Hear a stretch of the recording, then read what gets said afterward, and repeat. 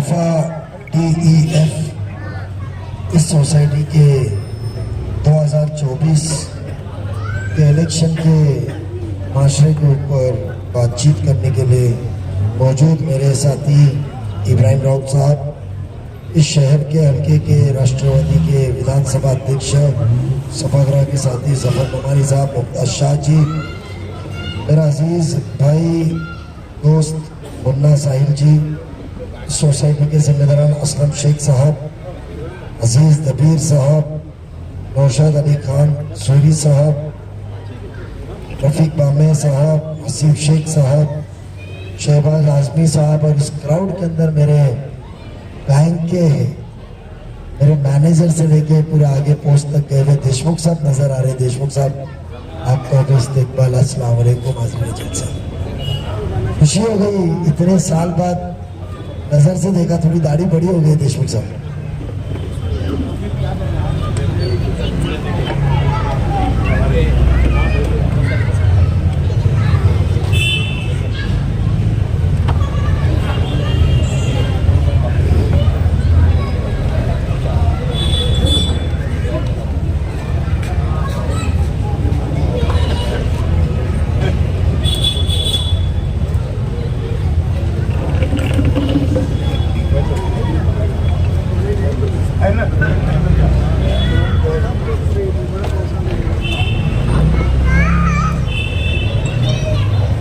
आज आपको इलेक्शन के मौजू पे, क्योंकि कहीं ना कहीं किधर ना किधर 25 साल की सियासती नुमाइंदगी की जिंदगी के अंदर आपने तो आपके कोई रिश्तेदार या दोस्त अहबाब कहीं ना कहीं मेरा ताल्लुक आया होगा काम के सिलसिले से, और आपको इतना तो यकीन है कि काम करने वाला लड़का है, काम करते रहता है। कोई कोकन बैंक के जरिए हो, दीन के जरिए हो, दुनियाई तार हो, या सियासती जिंदगी में महापालिका या कुछ काम हो। एक तो आज आपको फर्क सबसे पहले लगा कि आपको ऐसे नुमाइंदे को चुनना है जिधर बिना किसी डर के, बिना कुछ के आप एक मेमोरेंडम तो दे सकते हैं। इसके पहले इतने आपका आमदारगी के इलेक्शन में दिए, किसी ने पहले आपको पूछा कि आपके मसले क्या है? पूछा किसने? आपकी तकलीफ क्या है, डिमांड क्या है? आए, कॉलर किए 10 पुलिस, हिंदू मुस्लिम, जिहाद 30, और गाड़ी में बैठ के बाहर। अपनापन महसूस हुआ, अपनापन महसूस हुआ। यही एहसास दिलाने को हमने इब्राहिम भाई को कहा था, थोड़ी सी मेहनत कीजिए। लोग नाराज रह गए, कतरा रह गए। नजीब से मोहब्बत है, पर नजीब से मोहब्बत होने के बाद में नजीब के साथ जो एक पार्टी है उससे हो सकता है हमारे इख्तिलाफात है, नापसंदी रहेगी तो हम इसको वोट दे या ना दे। आवाज आ रही है ना? ये बात की वजह से कहीं तो भी कतरा रहे होगे आप। कुछ 2 हफ्ते पहले जावेद कबीर कौन सी बिल्डिंग है वो, PQ, वहां पर बहुत से सेक्रेटरी और उनकी मीटिंग थी। आपको जो पहला मुद्दा है ना, ये आज आपने लिखा है। उस मीटिंग में कोई मेमोरेंडम नहीं था, कोई डिमांड नहीं थी, मगर एक फिक्र, उसके साथ साथ दूरअंदेशी, विजन, तीसरा जज्बा खिदमत। खिदमत अलग अलग तरीके की होती है। किसी को कलेक्टर ऑफिस में काम अटकाए चले गए, फोन किए, वो भी खिदमत है।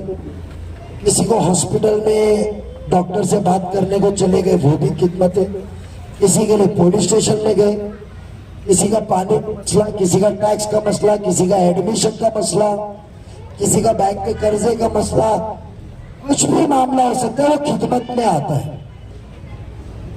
तो जज्बे खिदमत के साथ खतरा है कि हम वो नुमाइंदे हैं जो आवाम की जरूरत है, क्योंकि अल्लाह ने हमको कुर्बान, जब एक आलिम होता है जो दीन के अंदर काम करता है, वो आलिम तो बन जाते हैं, मुफ्ती बन जाते हैं, फिर वो जब खिदमत में लगता है तो बड़े लोगों से उनकी मुलाकात होती है, उसके बाद में आलिमों से, मुफ्ती से, अच्छे अच्छे लोगों से मिलते, वहाँ ख्यालात एक दूसरे के सामने शेयर करते हैं और उनको उनके अंदर कुव्वत बढ़ती है, वो अच्छे से और मसले का हल करते हैं।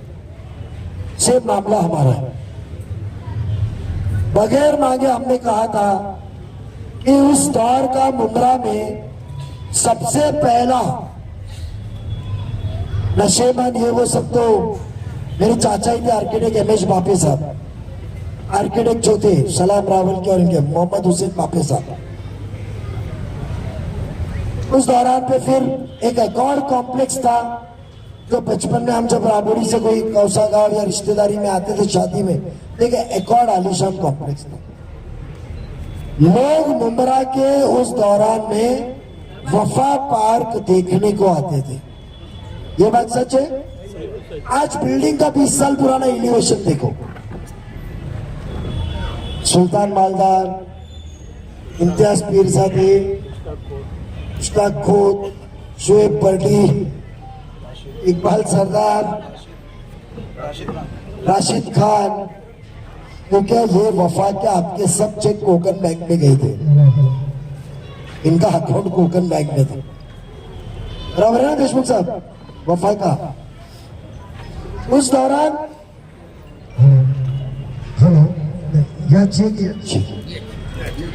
पत्रकार ने बोले तो सही, रशीद ये जब बना था, आप 15 साल आपने आपके आमदार साहब को, मैं मानता हूं, पहले मैं माजरत चाहता हूं कि बेशक ये हैदराबाद में मैं ही आया था, इब्राहिम भाई को लिया था जब वो समाजवादी में थे, जावेद दबीर, इकबाल सरदार को बुलाया था मैंने, और कल्याण से वो आते थे मेरे लिए। यह मेरा ननियाल कल्याण का है, डोन फैमिली का, हमने डोन फैमिली के कल्याण की, तो वो उनको बुलाते थे हम लोग और मेहनत करते थे, मैं मानता हूँ। बट क्यों अलग हुआ वो मुख्तसर आराम से आपको बताऊंगा। बेशक आपको आप ये कहोगे कि बेटा तूने अच्छा किया। आज वफा बनने के बाद 15 साल आपने शादी में बुलाया होगा, बड़े बड़े हदीस के बयानात, बीजेपी का कितना डर है, कितना इस देश खतरे में है, इस्लाम कितना खतरे में है, ये बातें आपने सुनी होगी। वो इंसान को कभी लगा कि हर सोसाइटी की, हर बिल्डिंग की एक उम्र होती है, जैसे कि इंसान की उम्र होती है। हमारी हयाती अल्लाह ताला के हाथ में, इसको 30 साल का सर्टिफिकेट इंजीनियर देता है। कभी उनको लगा कि ये बिल्डिंग कल खस्ती हालत में होती है तो ये वो मालिक जिसने बनाया उसकी मोहताजी आएगी आपके सर पे, क्योंकि जमीन आज भी आपके नाम पे नहीं है। ये बात सच है। इसीलिए आपने पहला मुद्दा लिखा, क्योंकि जमीन आपके नाम पे नहीं, इसके लिए पहला मुद्दा निकला कन्वेंस डीड। क्यों मोहताजी चाहिए? ये बिल्डिंग लीगल है। कभी उनको लगा कि यह आवाम ने आपके ऊपर एतबार करके, मैं 2 अंदाजों में बोल रहा हूं, मैं आपको आपके मसले बता रहा हूं। वो स्थानिक आमदार जो जिहाद, बीजेपी, इस्लाम, दीन, विशालगढ़, चाचा मनियार चाचा, ये जो बात कर रहे, जो आपके पास आ रहे बीजेपी के नाम से हमारे बारे में बदगुमानी फैला रहे, वो 15 साल में उनको कभी लगा कि ये कन्विंस करे? नहीं। उनको कभी लगा कि 2.5 साल में हाउसिंग मिनिस्टर हूं, हाउसिंग मिनिस्टर ऑफ महाराष्ट्र, वो ऑफिशियली म्युनिसिपल कमिश्नर को बुला सकते हैं, बात कर सकते हैं कि यह आवाम को मुझे ओसी देनी चाहिए। ये लोग जिन्होंने मुझे वोट नहीं दिया होता तो मैं मंत्री नहीं बनता, मंत्री नहीं बनता, तो पैसे नहीं कमाता, पैसे नहीं कमाता तो मैं आज इलेक्शन में हर सोसाइटी को, सेक्रेटरी को पाकिट नहीं बेचता, वोट 2000 में नहीं खरीदता। ओसी नहीं आ सकती, ओसी आ सकती थी आपकी ओसी है। इंशाल्लाह आप एक बार भरोसा करो, ये गेट के बाहर निकलने नहीं दूंगा। सब्जेक्ट टू कहां आपकी हाजिरी लगे, आपको ओसी भी लाके दूंगा, आपको कन्वेंस भी करा के दूंगा, क्योंकि आपकी सोसाइटी, मैं कानून बताता हूं, Power off. ना कभी वो दवा के लिए आए, ना कभी वो एडमिशन के लिए आए, मगर तो भी ये मुझे वोट देते हैं तो मेरा फर्ज बनता है मैं इनके हाल चाल पूछूं, इनके मसले समझूं। सीधी सी बात है, सोसाइटी एक्ट के अंदर क्लियर कट प्रोविजन है, आप डीम कन्वेंस के लिए जा सकते हैं। मुझे रसूख तो मैं तो आज भी अल्हम्दुलिल्लाह अल्लाह ने ताकत, कुव्वत, सीरत, सलाहियत, तासीरत जबान में दी है कि बगैर अंदर के भी मैं आपके काम कर सकता हूं, मगर करना चाहत ज्यादा है। इसके लिए इलेक्शन में खड़ा हूं कि कहीं तभी आपकी जरूरतें पूरी नहीं हो रही। हमको सिर्फ वोट में वापरा जा रहा है, बट हमारी फिक्र नहीं की जा रही है। ओसी करा के देंगे, कन्वेंस करा के आपको देंगे, यह हमारा वादा है इंशाअल्लाह। इतना ही नहीं, नहीं, वो तो बाएं हाथ का काम है, महापालिका का है, ओसी महापालिका की है। इतना ही नहीं, मैं आप जो बयान कर रहा हूं ना, हो सकता है कि एक बहुत बड़ी पैसे वाली ताकत मेरे खिलाफ उतरेगी, मगर अल्लाह ने जो मुझे नसीहत दी है, जो मेरा आदत है कि मैं वो ताकत के खिलाफ लड़ूंगा, क्योंकि उसके अंदर आवाम का सबसे ज्यादा फायदा है। आज आपके पास में ये कॉम्प्लेक्स लेआउट अप्रूवल है, ये एक लेआउट में अप्रूव्ड है, सिंगल बिल्डिंग नहीं है, बराबर है। अब मैं बताते जा रहा हूं, तुम्हारे भी ख्याल में नहीं आएगा कि तुम ऐसे शख्स को वोट दे रहे हैं जो डॉक्टर भी है, जिसके पास दवा भी है, जिसके पास रास्ता भी है, और अल्लाह की दी हुई कुव्वत भी है, जो घर बैठे आपके मसले हल कर दे सकता है इंशाअल्लाह। आपका लेआउट अप्रूवल है। जिस दौरान ये प्लॉट डेवलप हुआ था, इसके अंदर जमीन का 25% आपको गार्डन देना है, प्लेग्राउंड उसमें बनाना है, ओपन स्पेस देना है, ये कंपलसरी लिखा हुआ है। ये बात मानते है आपके ताबे में? किधर बची हुई जगह पे इलीगल बिल्डिंग बन रही है?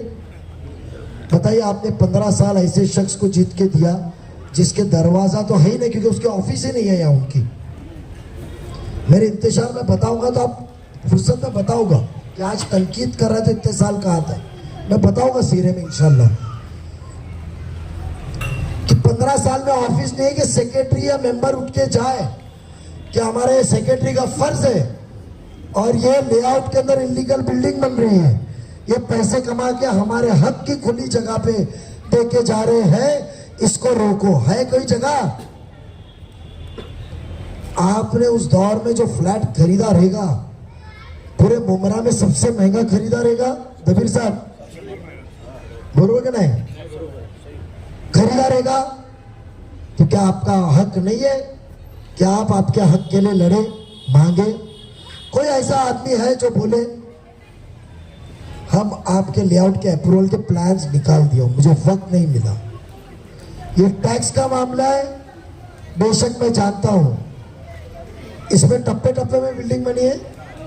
हाँ, ये 8वां 9वां 10वां माला बाद में बना है, इसके लिए रेट बाद में अलग आया होगा।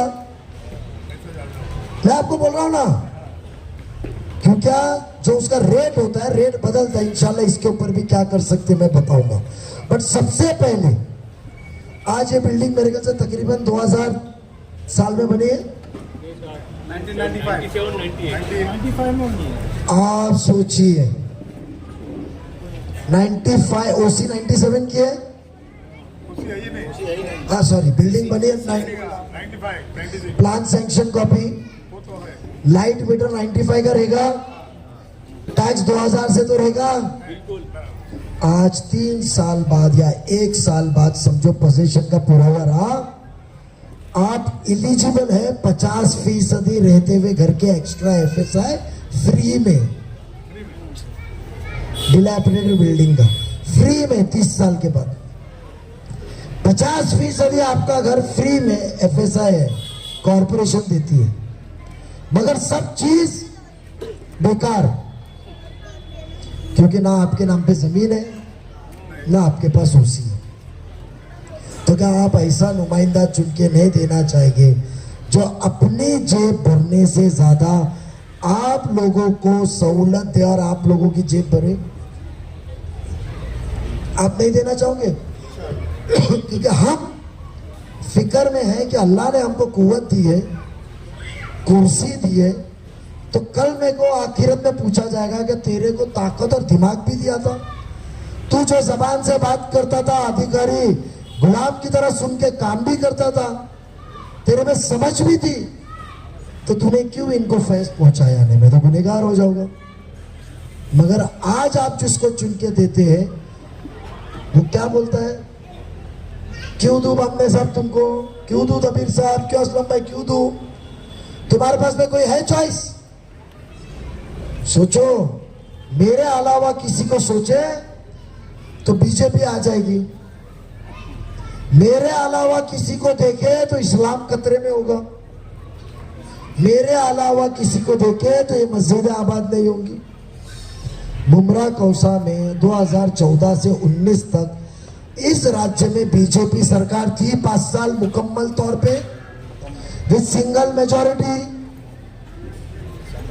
भले मैं मानता हूं उस दौरान पे राष्ट्रवादी ने ही साथ दी थी, पवार साहब ने। आज उस होते हुए क्या हमारे मस्जिद ने बने बुमरा कौसा में? क्या हमारे घर ने बने? क्या हमारे मदरसे ने बने? ये तो कोविड के बाद रास्ते पे नमाज पढ़ना बंद हुआ, उसके पहले क्या वो दौर में नमाज रास्ते पे नहीं पढ़े ना? तो हमको किस बात का डर? और आप घड़ी निशानी पे वोट मांगने आए हम लोग, क्या आपके पास में हम कमल पे मांगने हैं, घड़ी की निशानी पे मांगने हैं? ये बात सच है। जब जितेंद्र आव्हाड साहब खुद की सहूलत के लिए पिछले 2019 में आपको कहा कि बाबरी शहीद करने वाले 92 के दंगे करने वाले धनुष्यबान को आप वोट दोगे, ये कहा प्रचार में। 1 महीने बाद जीत के बाद तो उनके साथ में सरकार में बैठे। 2024 में खुद ने ही बीजेपी की सरकार में जाइए सब आमदारों के साथ लेटर साइन करके दिया। उनकी सहूलत में गुमराह, जबकि हमको यह सिखाया जाता है गुमराह करना भी लोगों को एक गुनाह है। जैसे सही है ना, गुमराह करना भी गुनाह है। आलिम कहते गुमराह मत करो लोगों को, गुनाह है। ये गुमराह करें। मुझे पता है कि आप आपका नुमाइंदा आपके कौम का क्यों नहीं चुन सकते। आप बहुत से रत्नागिरी से ताल्लुक रखते रहोगे, रायगढ़ से रखते रहोगे, या आजमगढ़ या बहराइच या गोंदिया से रखते, अपना गोटा से रखते होगे, सिद्धार्थनगर से। वहां वोट कैसा होता है? ठाकुर ठाकुर के लिए लड़ता है, यादव यादव के लिए लड़ता है, वानी वानी के लिए, कुंभी कुंभी के लिए, मराठा मराठा के लिए, कोकण में। तो एक मोमिन की तायद किया तो बीजेपी का हो गया। यानी मुसलमान की तादाद ज्यादा है। हमने 2 साल पहले सब्जेक्ट गए थे भाईजान, क्या मांगे थे कि हमारे पास 52% है, सिंधुदुर्ग से लेकर पालघर तक, पालघर से लेकर नासिक, नगर, पूना, सोलापुर, कोल्हापुर, सांगली, सातारा, नांदेड़, उस्मानाबाद, ये सब जिलों में एक मुसलमान आप हसन मुशर्रफ को देते हो, वो भी गैर पसंद करते, हमारे हिंदू भाई लोग पसंद करते। इसके लिए हमारी एक ही वाइट सीट है जिधर बंबई छोड़ के 50% ज्यादा मुसलमान है। जब मराठा अपने हक के लिए लड़ता है, कुंभी अपने हक के लिए लड़ता है, यादव अपने हक के लिए लड़ता है, हमारे में तो ये तबका नहीं है, हम तो मोमिन तो एक है, ये हमको सिखाया गया इस्लाम में। तो हम हमारे लिए सीट मांगे तो कोई गुनाह किए? और जब मैंने पवार साहब को कहा, पवार साहब के बीच में जब पार्टी टूटी नहीं थी मार्च महीना 2023 में कि साहब हम क्यों ना, मुझे मत दो, मशाल चिंगारी मैं चलाया हूं हक के लिए, मुझे मत दो, कोई तभी मोमिन को दो। और आपके आवाज साहब को बोलो कि आप इतनी बड़ी बातें करते हैं, आप इतने महाराष्ट्र के नेता हैं, वो मुसलमान को कलवा से आप वोट दिलाओ और उसको जिताओ, भले सैयद अली भाई साहब को दो आप। जब हमारे को हमारे हक की, हमारे हिस्से की जरूरत है तो सेक्युलर नाम का एक शख्स आ जाता है, कम तादाद में तो पूछना ही मत। तो हमने सिर्फ वोट देने का ठेका लिए, हमने क्या सिर्फ वोट देने का ठेका लिए, हमने क्या मोहताजी का ठेका लिए क्या दूसरे के दरवाजे पे जाए? आज अपने कौम के लोग हैं, अपने इसके लिए सोच के आया ना मैं इनका काम क्या कर सकता हूं। ये गुर्मी को तोड़ना, आप महाराष्ट्र के अंदर इतिहास बनाने वाले, आप नजीब मुल्ला को जिता के पूरे महाराष्ट्र में एक रास्ता बताओगे कि जहां छोटे मोहल्ले हो, बड़े गांव हो, छोटे गांव हो, जहां हमारे मोमिन माइनॉरिटी के लोग हैं उनके वोट दूसरी जगह जा सकते हैं, बशर्त आप काम करो, हमारी खिदमत करो, गुरूर और तकब्बुर से दूर रहो। आप हमको टेक फॉर ग्रांटेड मत लो। 2 दिन पहले एक मिल्लत टाइम्स करके कासमी, तबरेज कासमी ना, दिल्ली के शम्स तबरेज कासमी साहब का इंटरव्यू था मौलाना सज्जाद नोमानी साहब के। उसमें उन्होंने क्या कहा? मायूसी है, इन्होंने हमें टेक फॉर ग्रांटेड लिया है। किसने?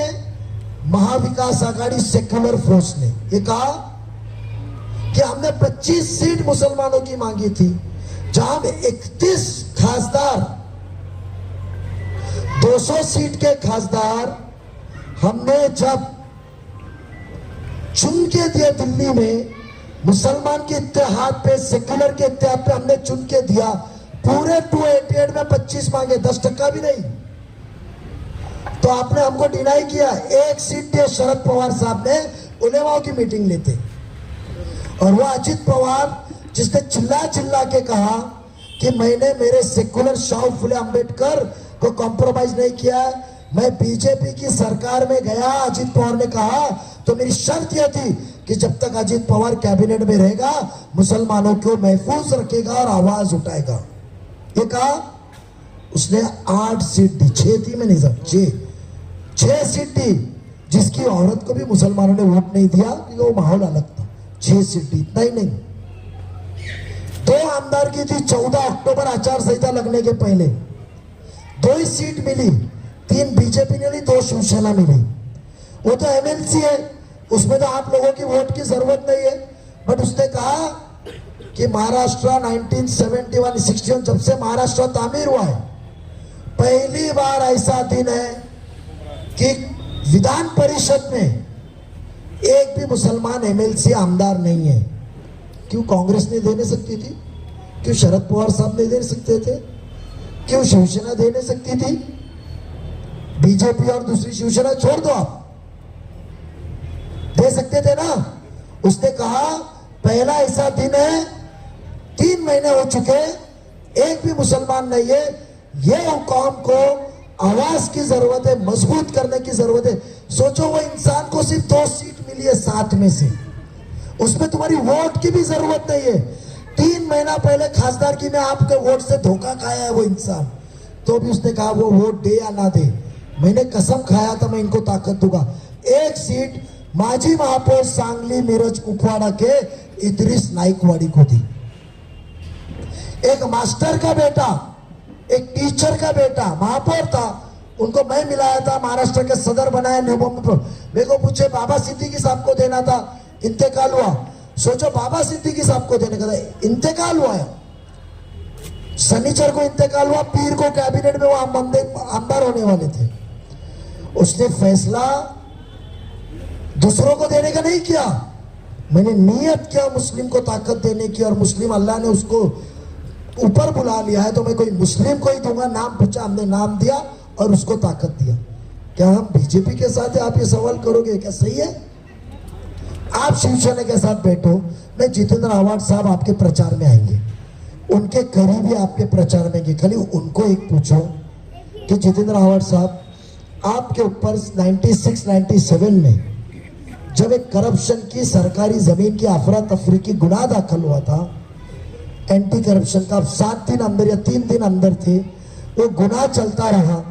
क्या आपने गोपीनाथ मुंडे, उस दौरान पे बीजेपी की सरकार थी 99 तक, 95 से 99 बीजेपी और मनोहर जोशी सीएम थे, बाद में नारायण राणे थे, कि आप उनके रोज दरवाजे पे जाके पैर पड़ के आपने अपना गुनाह माफ कराया कि नहीं कराया?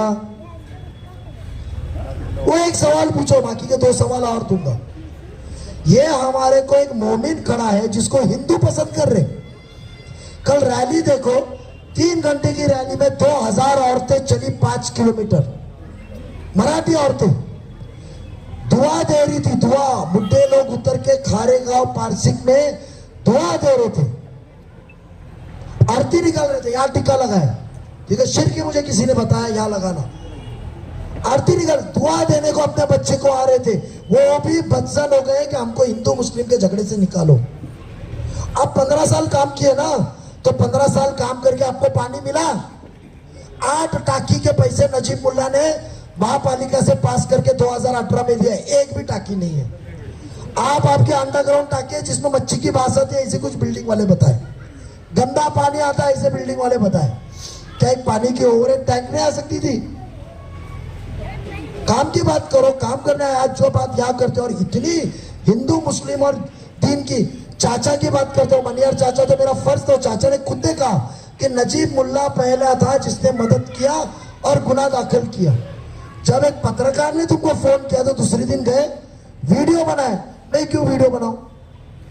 मेरे कौम का काम है, मैं क्यों बनाऊं? मेरे सवाब का काम है। किसी मोमिन के ऊपर अत्याचार हुआ और अल्लाह ने आपको ताकत दी, बनाया, और मैं उसका वीडियो बना के नुमाइश किया, तो मेरी नेकी जाएंगी चाचा? मैं क्यों नेकी गलाऊं? मेरी वोट नहीं मिले चलेगा 4। मुझे कहा मेरे दोस्तों ने कि भाई तू 95% काम करता है, तू वीडियो ना बनाता, वो 5% में बनाता। बोला भाई उसको चलने दो उसके रास्ते पे, मेरे को मेरी आवाम के ऊपर भरोसा है कि वो साथ देगी। आपको सिर्फ बीजेपी के नाम पे, दीन के नाम पे गुमराह कर रहे हैं। विशालगढ़ की बात करते हैं तो आप दरगाह विशालगढ़ की बात करते हैं, तो विशालगढ़ का जो हादसा हुआ, वो संगठन तो आपके कांग्रेस के खासदार साहब राजा साहब के बेटे की थी।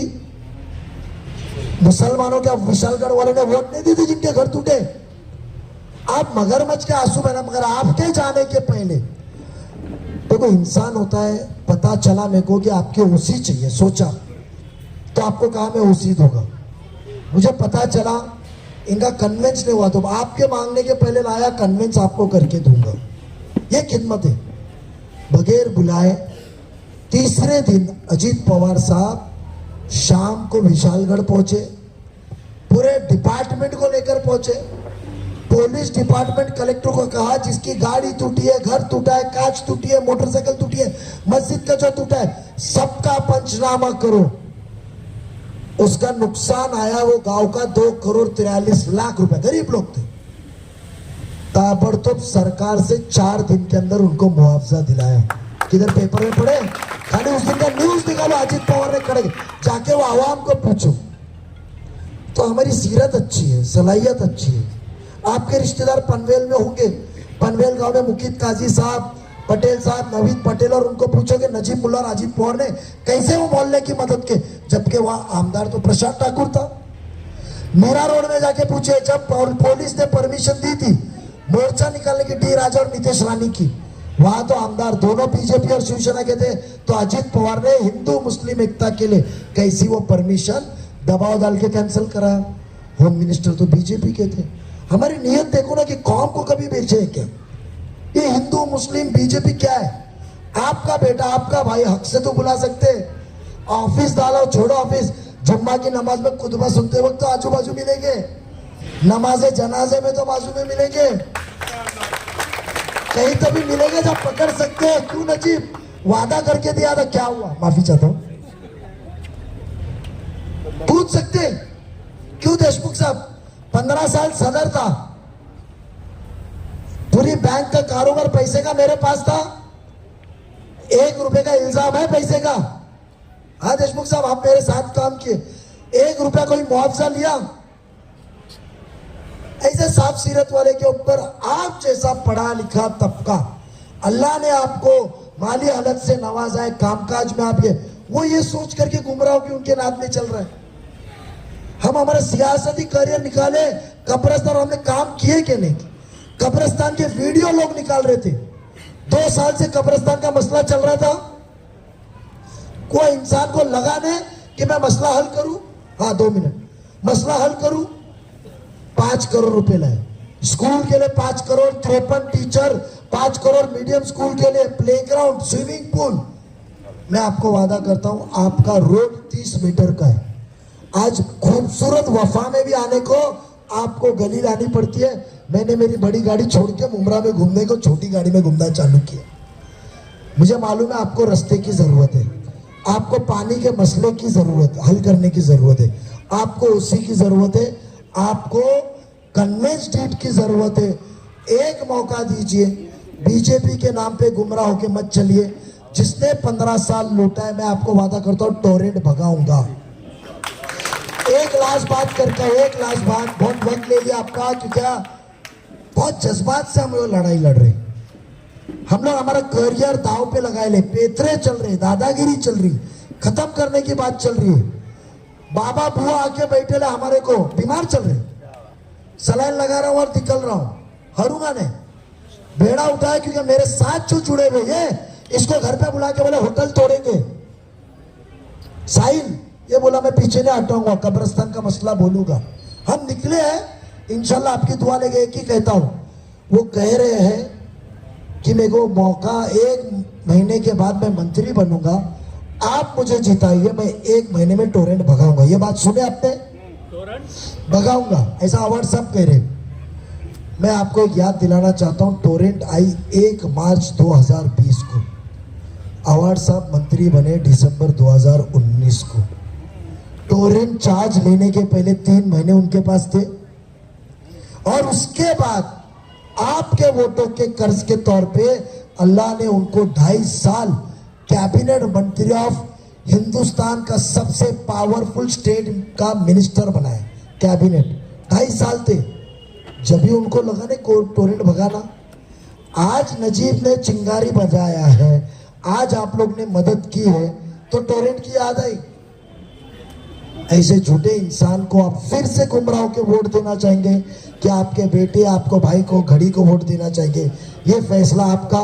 मैं सिर्फ 2 चीज कहूंगा कि आप मेरी को दुआ में शरीक रखिए जरूर। मैं तो अल्लाह से रोज दुआ मांगता हूं कि अल्लाह इनको दिल में मेरी सच्चाई का यकीन दिलाए कि ये घड़ी के निशानी के ऊपर वोट देके जो तब्दीली इस आवाम को लाने की है, जो ताकत अल्लाह ने मुझे दी है, वो खिदमत के लिए मुझे मौका दे। 20 नवंबर को घड़ी को याद रखेंगे। यही कह के मैं अपने अल्फाज खत्म करता हूं, और ये जो वादा है ये मेरा फर्ज है। इंशाल्लाह ये मैं तो ऐसा भी कर सकता हूं, मैं कर दूंगा, आपको वकील दूंगा, एप्लीकेशन दूंगा। असलम भाई को मैं ये करके दूंगा, आपको उनके हाथ से आए थे इसके लिए। असलम भाई मैं करके दूंगा, मेरा मोबाइल नंबर ले लो, मैं फोन उठाया नहीं तो टेक्स्ट मैसेज करना। व्हाट्सएप मैं देखता नहीं हूं, मुझे व्हाट्सएप देखना है तो लोग टेक्स्ट करते कि आप व्हाट्सएप चेक करो, मैं व्हाट्सएप देखता नहीं हूँ। टेक्स्ट मैसेज करो, मैं रिप्लाई करूंगा। और बेशक दुआ के साथ साथ उम्मीद रखो घड़ी के निशानी को वोट गिरेगा। और आपको जो कहा हो अल्लाह को गवाह रख के सच कहा हो, खुले आसमान के नीचे कहा हो, क्योंकि हमें कब्र के अजाब का डर है, आखिरत का डर है। अल्लाह हाफिज।